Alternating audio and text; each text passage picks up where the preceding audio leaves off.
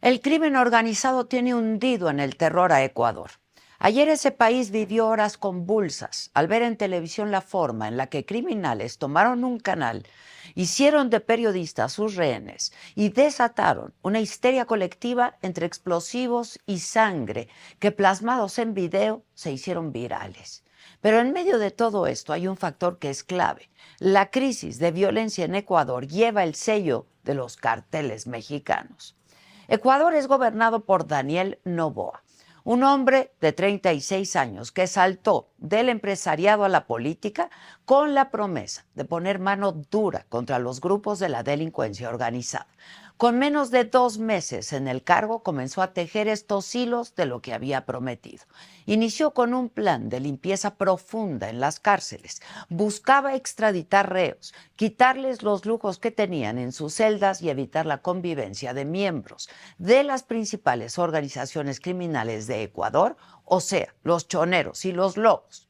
Pero el 7 de enero, José Adolfo Macías Villamar, alias Fito, el criminal más peligroso del país y líder de los choneros, se fugó de una cárcel de Guayaquil.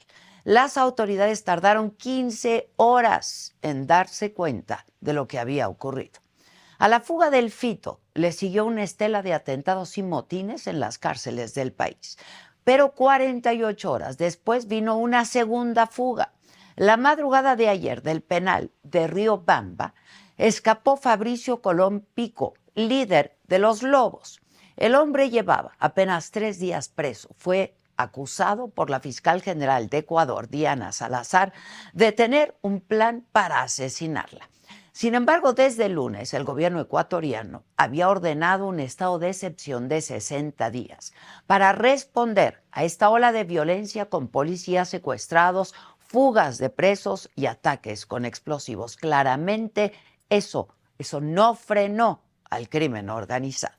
Ayer por la tarde, los delincuentes tomaron por 30 minutos el canal 10 de TC Televisión en Guayaquil, mostrando sus armas a las cámaras.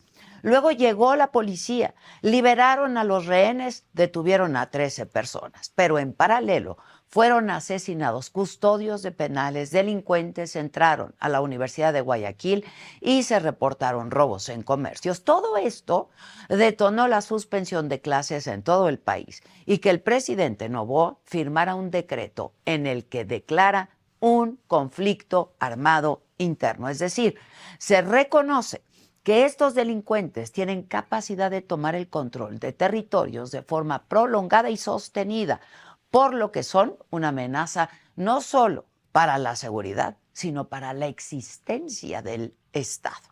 Decir que existe un conflicto armado interno implica que las Fuerzas Armadas van a desplegar todo su poder en contra de los grupos criminales que ahora son considerados terroristas.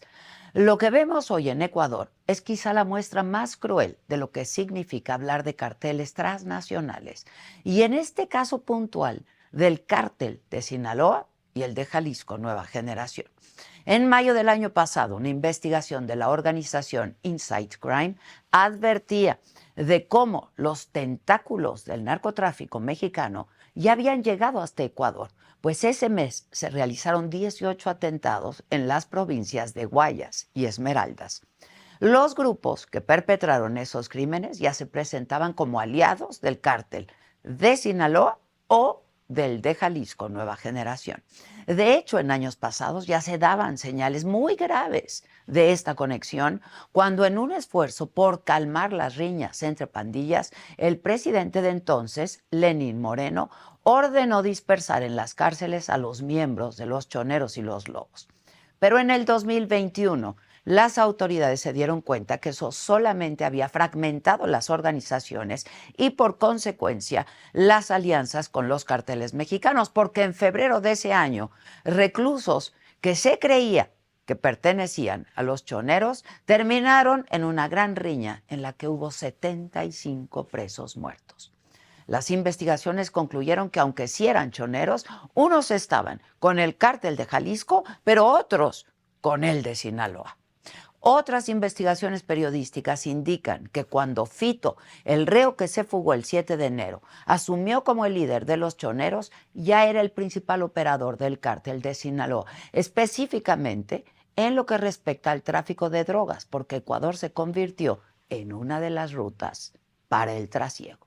Incluso investigadores como Santiago Erazo exponen que, debido a la presión del gobierno de Estados Unidos, los cárteles mexicanos, como el de Sinaloa, se vieron obligados a buscar aliados más allá de las muy antaño conexiones con la delincuencia en Colombia. La promesa de Noboa de acabar con la violencia y tomar el control de las cárceles podría ser un parteaguas en ese país. Para bien, aún es muy prematuro decirlo. Lo cierto es que la situación ya había llegado a un límite. En las elecciones presidenciales del año pasado, los grupos criminales mataron a uno de los candidatos, Fernando Villavicencio.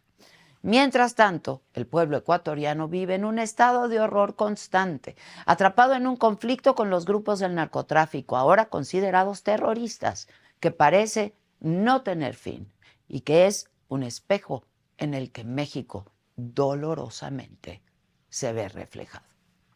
Yo soy Adela Micha.